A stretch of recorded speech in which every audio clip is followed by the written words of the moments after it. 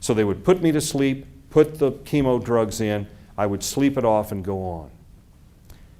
One time before I got to sleep, I was watching the 6 o'clock news. And I saw the anchor on there that I didn't recognize. And I thought, they didn't mention my name either. So I watched the 11 o'clock news, or actually 10 in the Midwest, and sure enough, that anchor too was different from me. So I called the station the next day, and I said to the news director, I said, what exactly is going on down there? Oh, Bob, we're just, putting people in while you're gone. You'll still have a job when you come back. I said, well, I have the job I had. Well, we'll come to that bridge and cross it when we get there. I knew what they had done. They had replaced me. They couldn't replace me, but sure enough they did.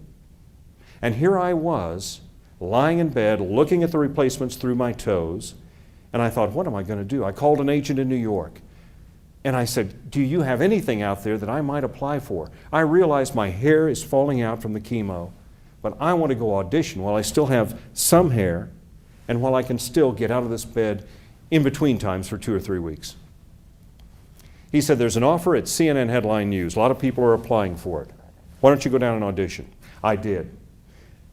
The news director, Paul Amos, who is now deceased, his mother had had cancer. He knew what I was going through. I was so fortunate. A miracle that I got there, first of all. The hair was sort of still in place. I auditioned. I remember him sticking his head out of the director's booth. The only thing he said was, faster. So we sped up the chipmunk on the little wheel, and I read 185 words a minute and read it without really making mistakes and got the job. What a miracle.